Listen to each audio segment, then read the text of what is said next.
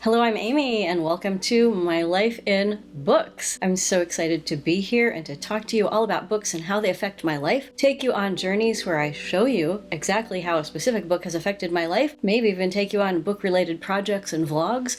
I can't wait to get started. For those of you who just found this video and are interested in hearing me talk about books right from the get-go, go to the timestamp listed right here on the screen. For those of you who may have gotten a notification because you remember that I was starting this YouTube channel and that I posted a video back in December of 2024, and you wonder where I've been, I'm going to take just a minute to tell you a little bit about where I've been and how things have been going. So first of all, if you are in that category of person, thanks for sticking around for the housekeeping bit. I recorded a video back in December of 2024. As I record this, it is now August of 2025, and in the in-between time, I had lots of wonderful things happen. For one, I had a new family member come and live with me for a few months. During that time, I realized there just wasn't going to be space or time for me to record videos, and so I had to put a pause on the whole project, and that was the main reason why I delayed getting started with this channel. Also, I couldn't quite decide if I wanted to talk about books or if I wanted to do more of a lifestyle vlog type of thing, and I have decided that I can combine the two interests, and you'll see how that's going to work out in coming videos, where I talk about books and then take you with me as I walk through places that I find that they have inspired me, or through projects that the books themselves have inspired me to take on. So you'll get to see a little bit of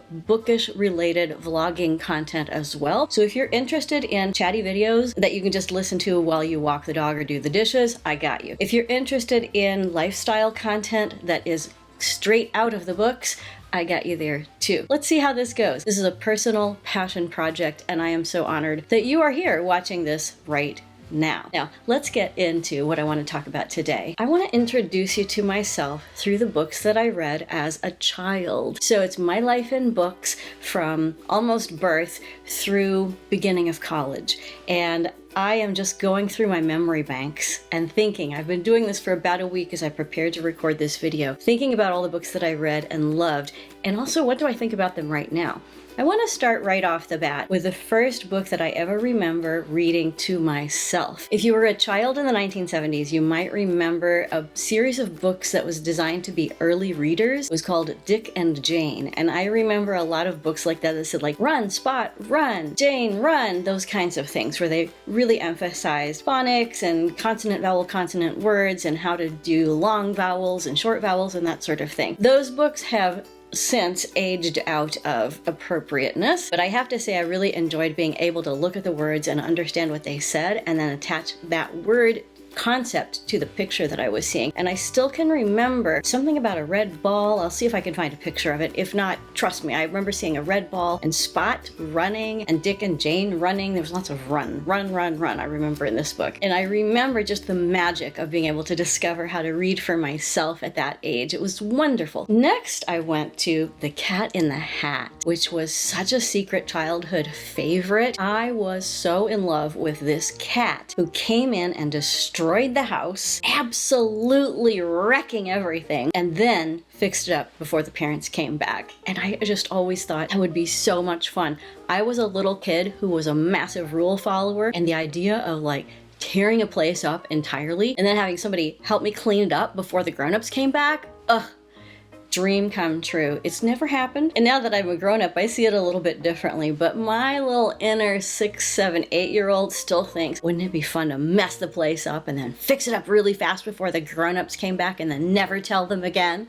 I loved it. Now, going into longer readers and things that required a bit more vocabulary, the next thing that I remember is a magazine called Cricket, which I think is still around. I've seen it in libraries, and my parents very kindly bought me a subscription, and I would read this magazine cover to cover each time it came. I would read the short stories, the poems, the craft instructions, and it had the effect on me, I think, that like reading an exclusively wonderfully literary journal would have now. I was so captivated by the structure of it, I remember the feel of the paper, I remember the beautiful illustrations, and I remember feeling taken very seriously as a reader, as a young reader. I remember feeling like they got me and they understood my brain, and I loved reading everything. I literally, every edition would read it cover to cover, and then I would keep them on my bookshelf in my room just 1 month after the next, and I loved them so much. Around that same same time, I also started being able to read chapter books. And my memory and my brain confuses two series, one of which is called the Bobbsey Twins, and one of which is called the Boxcar Children. I'm not sure why my brain confuses the two in my memory, but I think it's probably because I would read both and sort of go back and forth between them. And what I loved about these books was the sense of adventure, the sense of children going off and having adventures on their own, maybe guided by adults in some ways, but also really being left to their own devices and making their own way in the world. I found it captivating. I believe that the Boxcar Children is still being published and still being printed. I don't know if an updated version of the Bobbsey Twins, which would be appropriate for modern day, has been published, but I remember the adventure feeling of it. I think that the theme of my childhood reading was that I wanted more adventure. I didn't necessarily live an adventurous life as a child. I went to school, I went home, I took piano lessons, I had a sort of a regular kid life in that sense. But I loved stories about children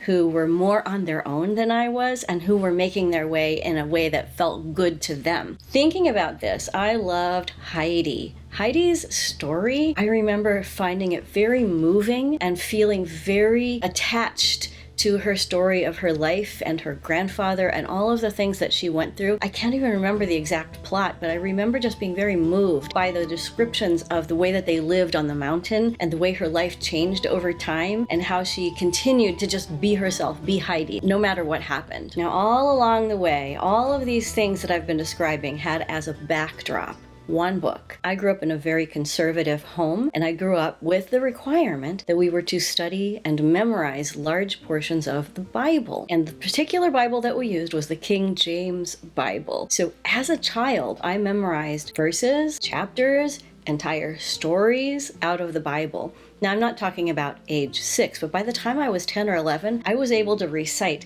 chapters of the Bible in King James English. Now, the result of this later on was that when I got to whatever grade it was where we studied Romeo and Juliet, I understood it without translation into modern English. The only thing I didn't understand were the dirty jokes that the nurse told.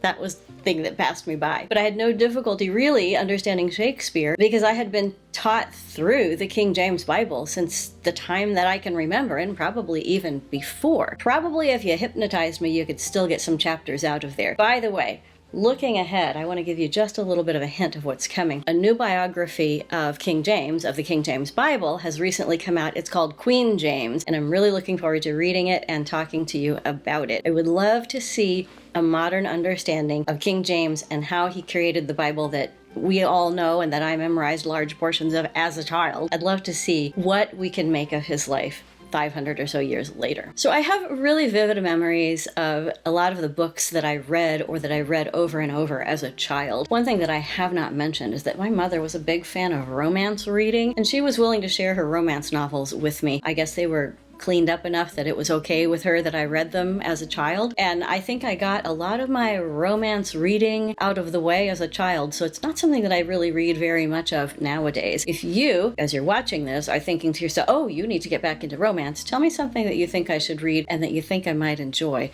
based on the things that I've told you that I liked as a kiddo. When I got into what was then called junior high and then high school here in the United States, my focus really shifted, and I did a lot of work on my school work, so most of my reading had to do with school. I listened to a lot of music, I played piano, I participated in choirs. I also did lots of theater, and so a lot of the reading that I did was reading plays or scenes from plays and then acting them out. And so the real transformation from my childhood, where I was imagining all of these adventures, into my adolescence was that I was reading plays and then I was inside the story. And it was a really powerful experience for me to live other people's lives for a few moments at a time, or for the length of an evening for a play, and rehearsing that process and really understanding a story from inside of it. And that's something that I've kept with me as I've gone through my life. I really enjoy what's the inside of this story. What would it be like to be this person and to live this point of view? And in fact, I ended up majoring in music and becoming a performing arts educator for most of my career. It had a strong influence. Those classes in theater in high school made a huge difference, not only in my reading, but in my entire life. And then I went to college, and guess who I met? Yeah, you guessed it.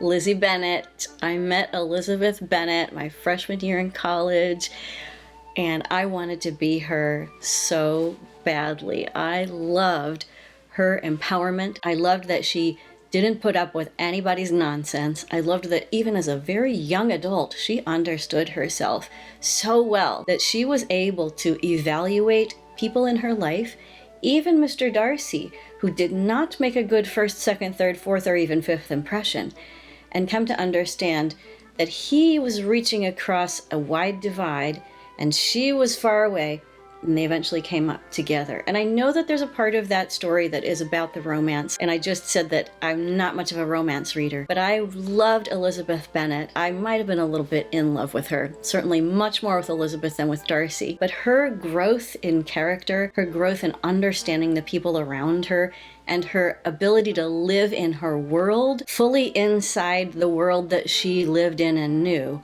while also growing as a human being, it's continued to be an inspiration. And my children are older than Elizabeth Bennet now, but I still look to her as an inspiration for how to be a self-possessed, thoughtful, and humorous person. That then led to a complete love affair with everything Jane Austen, and I went through a period of time where I read Jane Austen's works almost exclusively, including the unfinished and fragmentary works, and I would go back and forth and read them over and over and over. I also would read literary and historical critiques of Jane Austen's world and her writing, and I know that for people who are really into literary criticism, Pride and Prejudice is not their favorite example of Jane Austen's literary skill.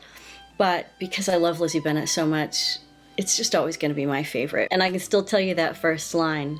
It is a truth universally accepted that a single man in possession of a good fortune must be in want of a wife. I may have gotten a word wrong here or there, but there again, my spending my childhood with the King James Bible made the language of Lizzie Bennet easy for me. So what do you think? Do you want to join me on the journey of books and life? If you do, tell me down below if you have a favorite book or books from your childhood that you would like to revisit or that you just like to share in the comments. And don't forget to like, subscribe, hit the bell for notifications if you want all of that stuff. I look forward to seeing you here again as I share with you books and life. See you next time. Bye-bye.